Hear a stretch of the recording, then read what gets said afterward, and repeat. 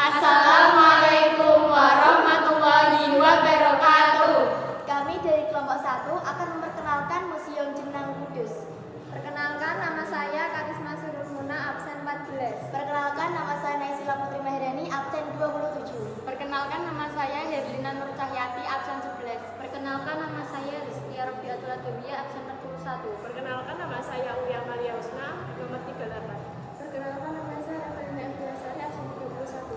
Perkenalkan, nama saya Keila Julia Putri, absen 15. Perkenalkan, nama saya Nataniela Aldiasa, absen 26. Perkenalkan, nama saya Agus Yusida, absen 29. Perkenalkan, nama saya Kirana Nafisa Artaya Safa, absen 17. Begitu naik tangga dan masuk ke ruangan museum, kita akan disambut oleh interior ruangan yang klasik dan memikat.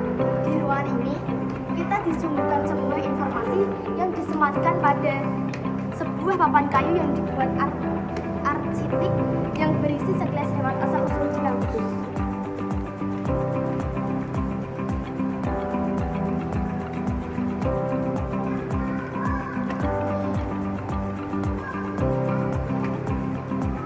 Dari sini kita menjadi tahu bahwa entitas Jenang Kudus tidak ada sejak beratus tahun lampau dan terkait dengan sosok Jenang Kudus. Inilah proses pembuatan jenang melalui orang yang sedang mengaduk jenang. Berbagai alat pembuat jenang yang dipakai untuk membuat jenang menjadi seperti ini. Dibajang pula proses sendiri dan pengelola jenang secara mubarok dari generasi ke generasi. Dan sehingga sekarang memasuki generasi kedua.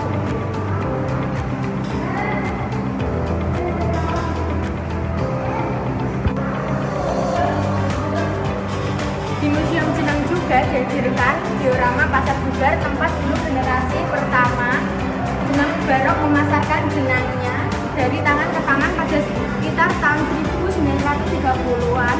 Pasar Bubar dulu terletak di sekitar Masjid Menara Kudus yang kini telah beralih wahana menjadi area parkir dan Taman Menara Kudus. Dengan melihat diorama Pasar Bubar, pengunjung dapat melihat proses transaksi dan cara penjualan jenang di masa itu. Menggambarkan sejarah Kudus pada umumnya, dimulai dari adanya desain bangunan eksotik berupa tembok pagar keliling yang dibuat dari batu bata merah yang mengingatkan pada gaya bangunan kerajaan Jawa kuno. Lalu di bagian tengahnya terdapat replika Menara Kudus dengan dimensi tinggi sekitar 6 meter. Terdapat miniatur Masjid Menara Kudus dan kompleks makam Sunan Kudus.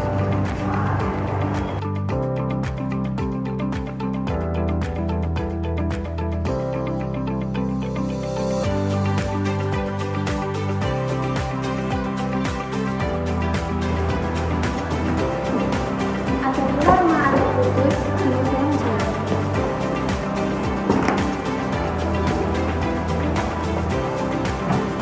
Rumah adat Kudus yang biasa disebut dengan istilah Joglo Kudus ini merupakan salah satu rumah tradisional masyarakat Kudus.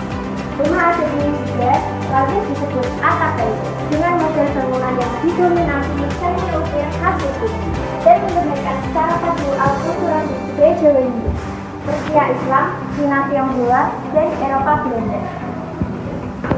Lebih jauh lagi, museum juga menampilkan foto Bupati Kudus dari masa ke masa yang dipasang secara berjajar.